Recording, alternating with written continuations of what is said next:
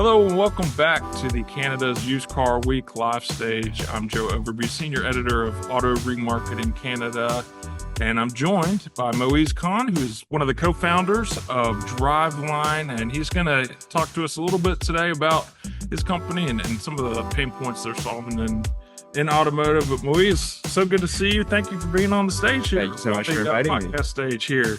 Well, tell me a little bit about the origin story of Driveline and what are kind of the pain points and problems you saw in the auto industry that you wanted to solve. How did it all get started? Let me just slowly unpack it. So, Driveline was started by me and my co-founder, Via Carano, and we met in university and we're both extremely enthusiastic about cars in the auto industry. I myself have a background in auto engineering, so I worked at Tesla designing vehicle programs, and I worked at Toyota as well. And my co-founder worked at Auto Verify and Mobius in the past too. So we have a strong software and automotive background. And fourth year, we just had a convo about we're helping all these big guys like Elon Musk, Akio Toyota, and all these people generate good things for the automotive industry. And we wanted to become automotive influencers as well, guide the next generation of the automotive industry. And we started looking at opportunities. And we have a soft spot for dealerships. Me and my co-founder were on Auto Trader all the time. We were on dealership websites, and we grew up on that. And when we were young, like I'm talking like 2010s era, dealership websites were amazing. Pictures, details, all the info. And now fast forward about 10, 15 years and it's about the same. Yeah. Nothing's really changed all that much. And we were like, it's really curious. And we started looking at the auto industry a little closer and why dealership website had really needed to change. And the thing was, there was no actual physical need because consumer were getting all the information. Processes at the dealerships were about the same. There weren't any really disturbance or any new methodologies being brought out in the dealership space. All our consumers were about the same.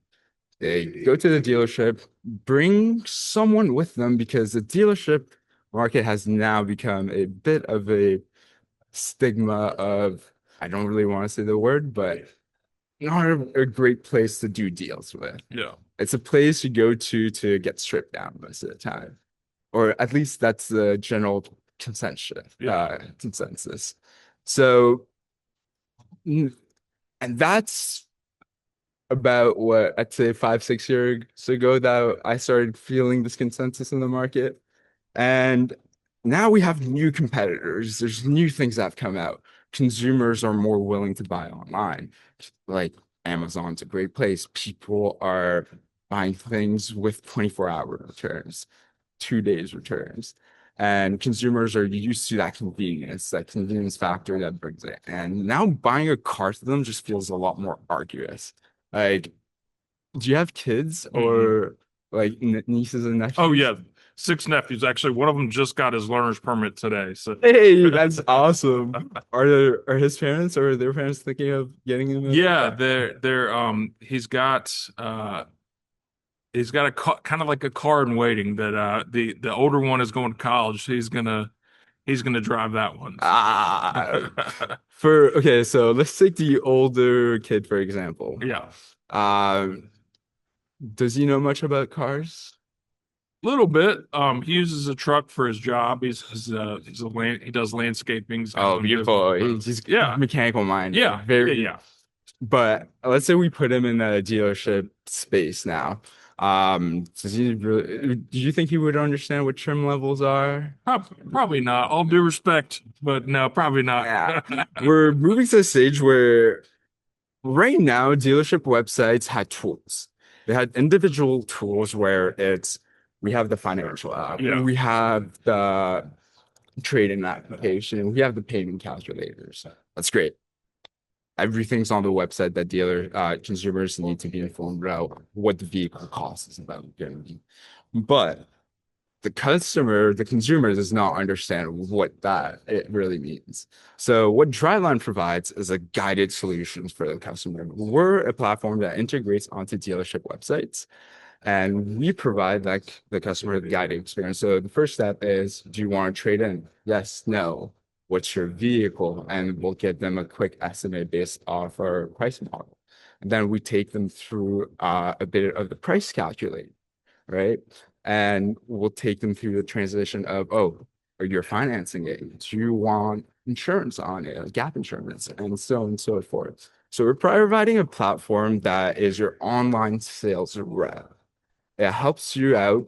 It helps you make deals at nighttime for the consumers that are, well, I don't know if you know the stats, but 95% of people start their online purchase their purchase journey online. And this is a really interesting stat by Cox Automotive. 46% of new car buyers are Gen Z. So these are people that are iPad kids. These are Hmm. people that grew up during or right after the dot-com boom. These are people that are really advocates of buying online. And Amazon Prime has, and others, online buying platforms, Shopify and so on, have spoiled them. And when they get to the dealership space, it's like, oh, this is this is a bit irritating. The How hit do I do friction this? points, Right, right? exactly. I'm an integration engineer. I've lived in integration hell before. And to me, that's a bit of integration hell case where it's like, oh, the customer doesn't really know, like it's a learning curve for that customer. Once they learn it, great. They become part of the consumer that was from yesteryear. But right now, we're still trying to capture this. And our platform kind of does that. And there's one step further. So that's like the consumer side of why the consumer need for Driveline, I believe, is there. And we're currently working with a couple of dealerships and also or pending a wait list. So if anyone wants to join, check out trydriveline.com. Sorry for the shameless plug. um, but from the dealership side, we're talking to a lot of these dealers and they don't really have any statistics beyond Google Analytics. Their website providers are typically DMS systems that offer free website services or CRMs that do the same. So website has never really been a focus. But when I'm talking to these dealers, and I have an engineering background, I'm very quantitative. I like seeing numbers and I like uncovering what numbers actually mean because there's numbers tell one story, but the story behind might be different. And what I saw was dealerships did not really understand um what how many customers were coming to their web page and how long they were spending on each website. And when they were going to those financial apps or calculators, they weren't really getting any useful information from there. Like this is your data, this is your website. You should be able to tell how many customer on any given Monday has spent time on whichever VDP or vehicle themselves. So we saw that lack of analysis when they were making decisions. Like, hey, I don't really know, but I have a gut feeling that Toyota Corollas are doing really hot right now. So I'll keep on. It's a very generic Yeah. example because it always works. But what if the market is dynamically changing a little here and there? It's like, how are you going to be able to cater to your consumer? Because dealership X has that car, but you don't. Dealership X is a little further away to them, but you could cater to them directly. So we're really trying to empower dealerships themselves. Yeah. Like there's a new open market for these consumers, and right now you don't really have the tools. There are tools out there, but if you actually look at the customer sequence and you look at what they represent, it doesn't really make the customer dream. Yeah. That UI is still from the 2010s. There still hasn't been any innovation or new movement in this dealership space yet. And we're trying to capitalize on that. And specifically, like I'm an engineer that's working in the US and I've worked with these guys. There's nothing really special about them, but why do they have much cooler tech than we do?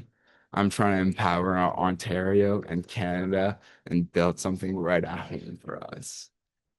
So as you're building this out and as a young company, what are some lessons you've learned along the way and maybe some advice you might have for fellow startups and folks who are thinking of starting their own companies. Definitely. Well, I'll say any industry is hard to get in. Yeah. Like, doesn't matter whether it's auto. Like when we got into auto, everyone was like, it's a really tight-knit community. Like it's gonna be really hard for you to talk to people and to integrate. I'm sorry, it's gonna be the same in healthcare, it's gonna be the same in Yeah. finance, it's gonna be Yeah. the same in insurance.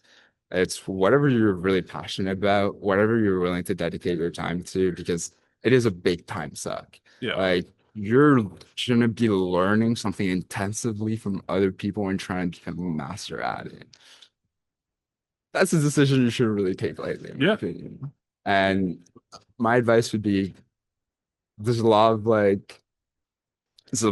of opportunities out there. Just choose the one you think you'll be happiest with. Like I grew up with cars from a very young age. My passion's been I want to become an engineer. I want to become an engineer. I want to build a car. I want to be able to point at a car and say like, I designed it. Yeah. I don't know how I made it. I'm really fortunate that I was able to work at Tesla and Toyota from a very young age. And there's a couple of cars I can point, like Tesla Model Y. I was part of that vehicle program and say like, hey guys, I'm partially the reason why. Yeah. Okay, so you mentioned, you've got some background with automakers and your co-founder has also some background with other auto industry companies. What are some ways that, obviously you guys are working directly with dealers, but what are some ways that startups like yours, young companies like yours can work with some of these legacy and incumbent players in automotive to maybe help them out? And Well, vice versa. so this is kind of like the problem we're solving right Yeah. now, which is really much so you have to find like those one or two people that are willing to believe in you and showcase to the others that these are people to be reckoned with, and Yeah. this is some tech that you should look out for. Because at the end of the day, everyone's tepid about trying new products, trying new things. Everyone's looking for a test bed and demonstration. So it's up to us founders and entrepreneurs who want to build the next future to take that risk and build something and try it out. There's a great stat out there that